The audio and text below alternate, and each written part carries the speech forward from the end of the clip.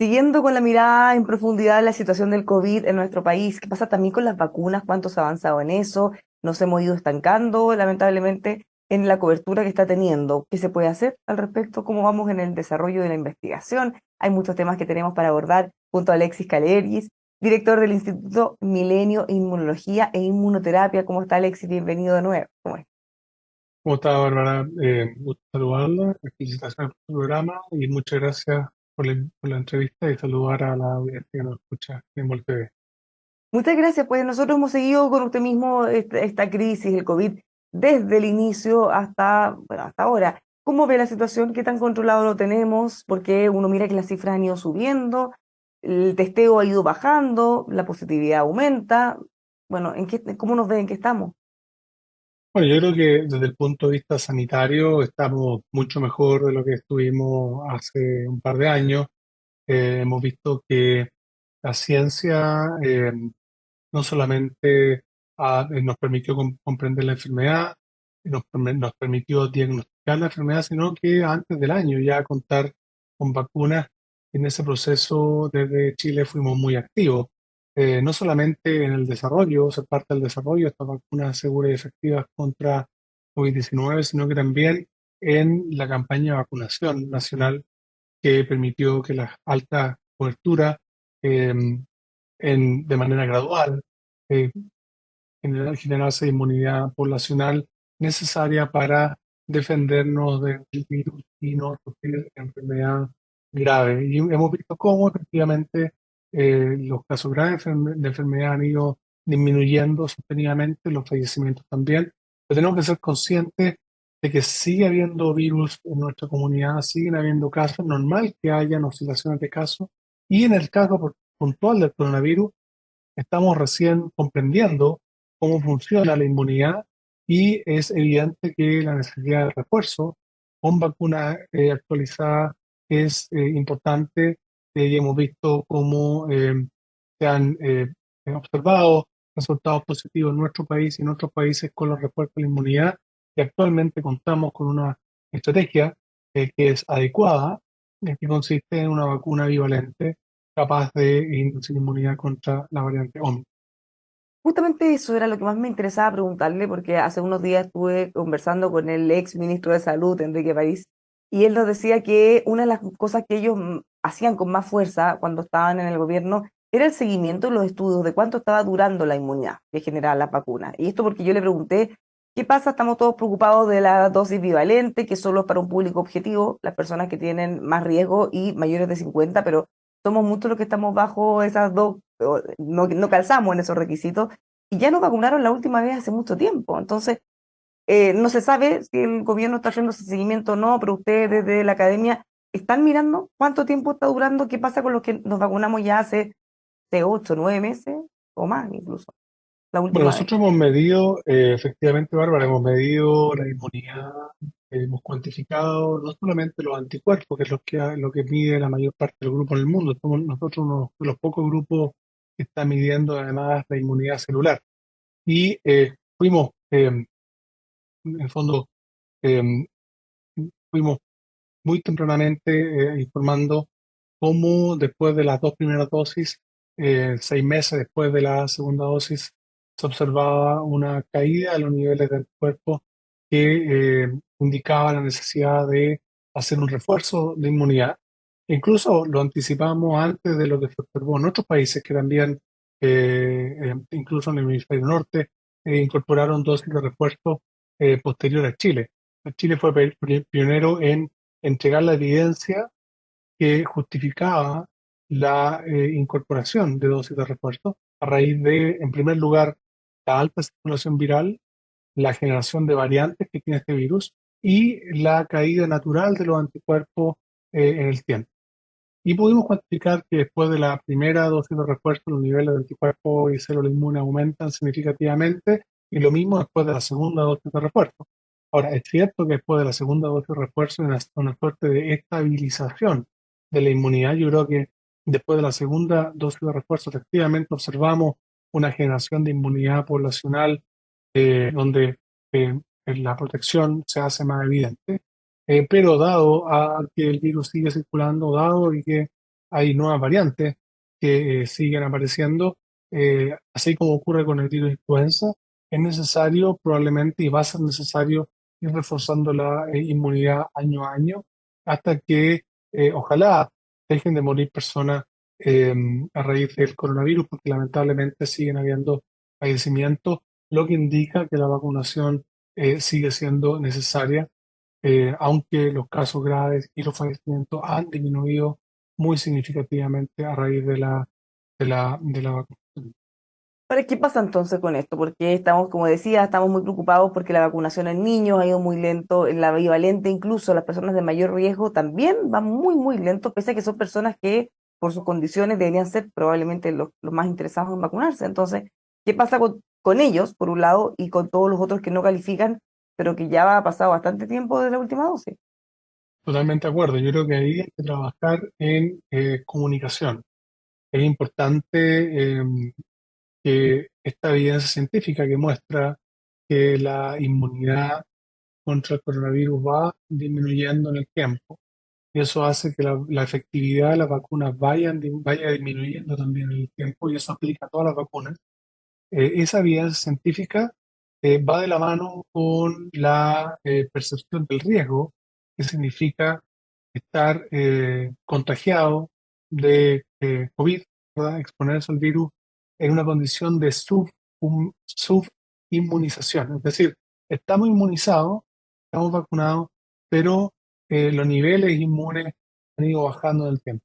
Entonces, yo creo que se requiere estar permanentemente y activamente comunicando eh, el riesgo que significa una infección con coronavirus en una condición de subinmunización.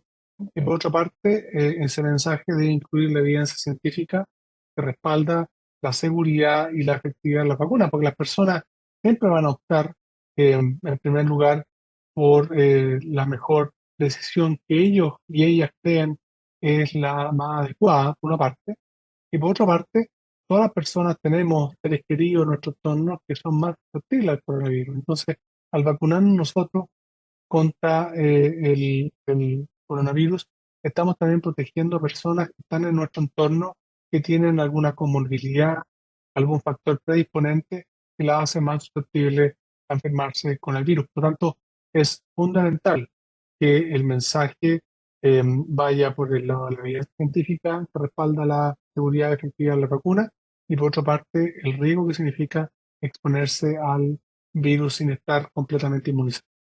Sería bueno, aprovechando, bueno, que tenemos muchas dosis y que hay gente que no ha ido a vacunarse, bajar el rango, ya no solo a los 50 años, sino a quienes eventualmente quisieran ponerse otra dosis o no necesariamente.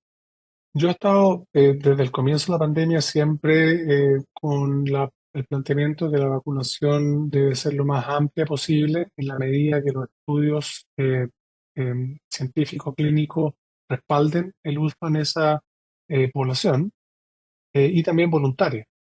Eh, Ha sido también bien discutido el uso voluntario de la vacuna. Yo pienso que las personas, a la medida que se informan y que reciben la información desde la ciencia, desde la medicina, desde las autoridades, que va respaldada con evidencia científica, terminan tomando decisión, la mejor decisión en torno a su bienestar y al bienestar de las personas que la rodean. Por lo tanto, extender el rango de edad para el uso de la vacuna dentro de lo que está estudiado, que tiene evidencia científica y clínica que lo respalda, me parece una decisión adecuada en términos de eh, promover, enfrentar este invierno que se avecina, ¿verdad? Las bajas temperaturas, donde aumenta el contagio, porque estamos en espacios interiores y los espacios interiores promueven justamente el contagio. Eh, y también expuestos a otros virus, muchos de los cuales no tenemos vacunas, el virus sincicial, el metapneumovirus, el adenovirus. Eh, por lo tanto, para aquellos virus que tenemos vacunas, que es SARS-CoV-2, COVID-19, y también influenza, es importante que estemos debidamente inmunizados, inmunizadas, y en ese sentido extender el rango de uso de la vacuna es algo que favorecería la inmunidad poblacional contra esto. Bueno, la campaña que tiene el Ministerio de Salud en estos últimos días hace un llamado a que la gente se vacune en los dos lados, en el fondo, en una la influenza y en otro el de COVID, que técnicamente o científicamente está comprobado que no hay ningún problema, no habría ningún daño para la salud ni complicación. ¿Lo recomienda usted también? ¿Que se aproveche la instancia para tener las dos al mismo tiempo? Sí, yo creo que es una estrategia efectiva. Hay experiencia de que la vacunación simultánea para influenza y COVID anda bastante bien. Eh, pero es importante que las personas puedan vacunarse. Hoy yo me vacuné contra influenza, por ejemplo. Pienso que es importante que estemos vacunados contra influenza, pensando en que viene un invierno en que, a raíz justamente del periodo que estuvimos confinados, eh, con distanciamiento físico, menos expuestos a virus, nuestra inmunidad poblacional contra muchos de estos otros virus fue disminuyendo. Y se notó, en el 2022 tuvimos un brote de virus sincicial muy fuerte. Ocurrió también en países del hemisferio norte, Estados Unidos, Europa, brote de virus respiratorio muy fuerte, porque justamente a raíz del uso de mascarilla, el distanciamiento físico, el confinamiento, las personas no estuvieron expuestas y por lo tanto la inmunidad global, poblacional contra otros virus disminuyó. Entonces, es que tenemos disponibilidad de vacunarnos contra SARS-CoV-2 y contra influenza. Sin duda sería una estrategia recomendada el poder combinar la vacunación y de esa manera desarrollar inmunidad simultánea contra estos dos virus. Bueno, usted mencionó otra cosa que también quería mucho preguntarle, porque después de tanto tiempo encerrados, y yo sé que las cuarentenas quedaron atrás hace un par de años, pero mucha gente ha seguido teletrabajando, por ejemplo, sale mucho menos a la calle o utilizó mascarilla por mucho tiempo, entonces obviamente eso en el sistema inmunológico tiene que haber tenido algún efecto y también se refleja en que sean más susceptibles de contagiarse con los virus estacionales. ¿Qué se puede hacer ahí al respecto? Bueno, en primer lugar, tenemos que ser muy humildes y entender de que estos microbios, ¿verdad? Estos entes invisibles pueden ser inmensamente dañinos, ¿verdad? Quedó muy demostrado con la pandemia por coronavirus. Por lo tanto, en parte de esa humildad humana es entender de que en el momento en que nos reencontramos en las clases presenciales, en el colegio, en el jardín infantil, en la universidad, en el trabajo, va a aumentar la transmisión de estos virus. Si sumamos eso, que está ocurriendo de hecho en esta semana, a que durante prácticamente 2 años nuestro sistema inmune no estuvo recibiendo estímulo permanente con la frecuencia que hacía anteriormente porque estábamos con mascarillas, por ejemplo, nuestras defensas no recibieron durante ese periodo el entrenamiento para tener un nivel de inmunidad protectora contra estos virus. Así que tenemos que ser doblemente cuidadosos en términos de este año, 2023, estar al día con nuestro esquema de vacunación. Y si estamos en situaciones de alta densidad de personas, de aglomeraciones, etcétera, siguen siendo voluntarias. Por ejemplo, las mascarillas podrían eventualmente ayudarnos a evitar contagios, mientras lentamente se va recuperando esa inmunidad que teníamos anteriormente contra otros agentes virales que circulan en el invierno. Así que Alexi, el mensaje es que llegamos a este invierno con probablemente menos inmunidad general contra virus respiratorio. Probablemente las personas que no han reforzado esta inmunidad para influenza o para COVID deberían hacerlo, de manera que esta mayor circulación viral que probablemente ocurra durante el invierno, mayor tasa de contagio, no nos encuentre desprotegidos en inmunidad. Alex, y otra de las cosas que nosotros conversamos y con mucho orgullo como país es el desarrollo que logramos, la importancia del aporte de científicos como ustedes en la etapa de las vacunas. Pareciera que fue hace tanto tiempo, pero no tanto. Chile tuvo ahí una participación destacada. De hecho, estábamos muy contentos por la posibilidad de volver a producir vacunas en nuestro país, generar desarrollo científico. ¿Qué ha pasado con todo eso? ¿En qué estamos? Bueno, muchas gracias, Bárbara, por traer esa colación. Seguimos activamente en todos esos proyectos. En primer lugar, estamos actualmente desarrollando un estudio con una vacuna trivalente para COVID, que tiene el virus original, tiene la variante Delta y la variante Omicron. Pensamos que la combinación de variantes va a generar una inmunidad más completa, y actualmente ese estudio está en desarrollo. Estamos obteniendo los primeros resultados de evaluación y cuantificación de la inmunidad. Así que eso sigue. Así como usted sabe, dijo, fuimos parte del desarrollo original de la vacuna el 2020. Ahora tenemos el compromiso de ser parte del desarrollo de vacunas actualizadas. En Y términos de la en el caso, producción perdón, de, de esa trivalente, ¿en qué estado está o cuándo podríamos tener novedades o terminar ya oficialmente utilizándose? Actualmente estamos en un estudio fase 2, en que seguimos reclutando voluntarios y voluntarias. Esperamos tener los resultados, yo diría, entre junio y julio, un análisis, digamos, preliminar del estudio. Vamos, obviamente, comunicando estos resultados a las autoridades regulatorias, de manera que esté la opción de una vacuna con virus inactivado con tres variantes, es decir, trivalente. Si es Y que en sale términos todo bien y todo ese estudio funciona perfecto, ¿cuándo más o menos podríamos tener ya una vacuna lista? En política bueno, sí, ficción, digamos, pero más o menos. no esta ficción, desde el punto de vista de la manufactura, la vacuna ya existe.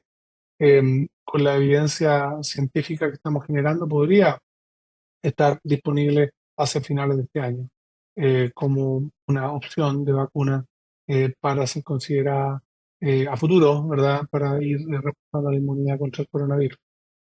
En términos de producción de vacunas, eh, hemos seguido trabajando por una parte con Sinovac y también en la Universidad Católica.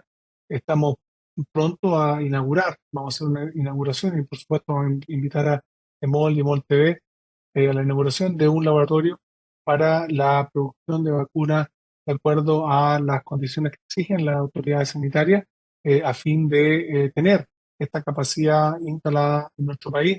Este laboratorio está prácticamente completo, y esperamos que la primera vacuna que se produzca sea una vacuna en la que venimos trabajando hace mucho tiempo, que es la vacuna del virus sincicial, y necesitamos escalar los estudios hacia un fase 2 y un fase 3, y para eso necesitamos producir vacunas en nuestro país.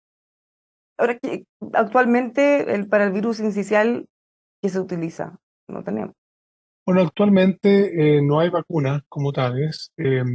Hay un tratamiento, pero que es de alto costo y tiene poco uso a nivel poblacional, pero sí hay buenas noticias, eso le puedo decir. Yo estuve, durante febrero, me invitaron a dar una conferencia plenaria en Congreso Mundial de Virus Incisional para mostrar el trabajo que hemos hecho en Chile frente a todos los especialistas que trabajan en esa área, y además del trabajo que hemos hecho en nuestro país, hay avances significativos en el desarrollo de vacunas dirigidas primero a personas mayores, que son muy susceptibles al sincicial y a las secuelas del sincicial, y también a mujeres embarazadas, mamás, que pueden transferir la inmunidad a través del embarazo a los recién nacidos.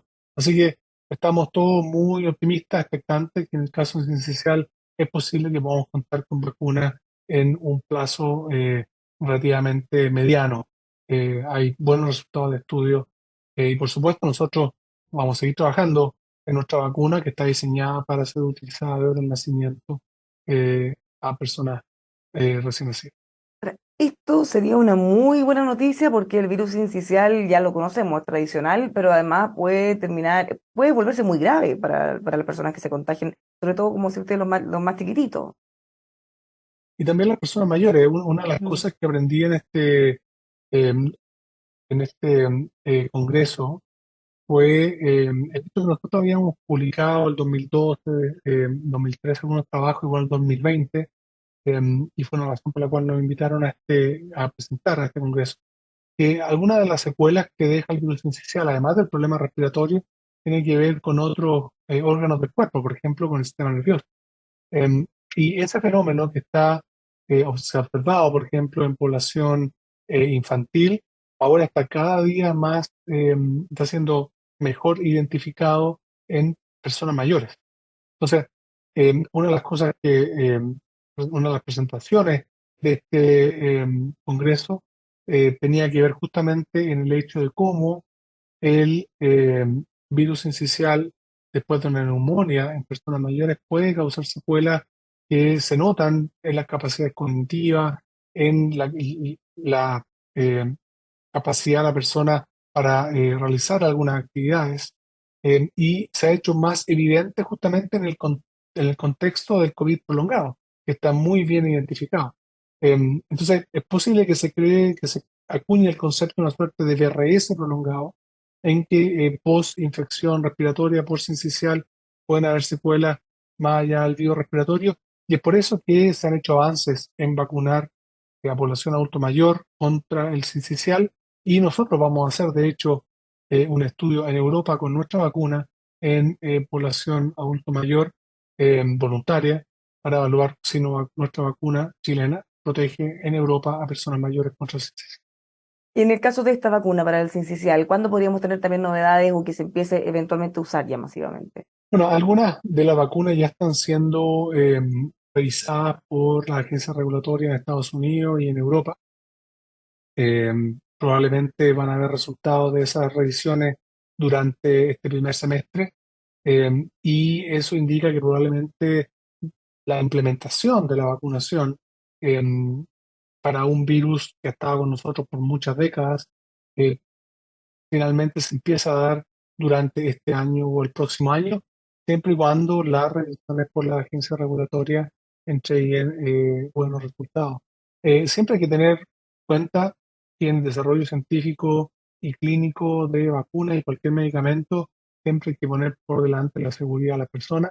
Sabemos que el virus sincicial puede ser tremendamente dañino, por lo tanto, que en una vacuna segura, una vacuna o varias vacunas, como vimos en el caso de COVID. ¿Se acuerda? El 2020 hablamos de la vacuna y afortunadamente hubo varias vacunas.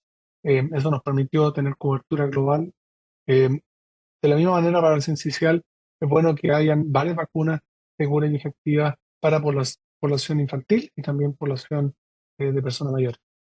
Muchísimas gracias, Alexis, por contarnos todo esto. Vamos a esperar. Ojalá que pueda salir todo bien para que las tengamos lo antes posible. Que le vaya muy bien. Muchas gracias, Bárbara, y bueno, a vacunarse y tener siempre esa postura que nos ha caracterizado como país de una conducta sanitaria adecuada, pensando que se nos acerca el invierno y que las personas más susceptibles se pueden contagiar y enfermar. Muchas gracias. Pues nos quedamos con ese consejo entonces y los dejamos a todos invitados a seguir con nosotros aquí en emol.com.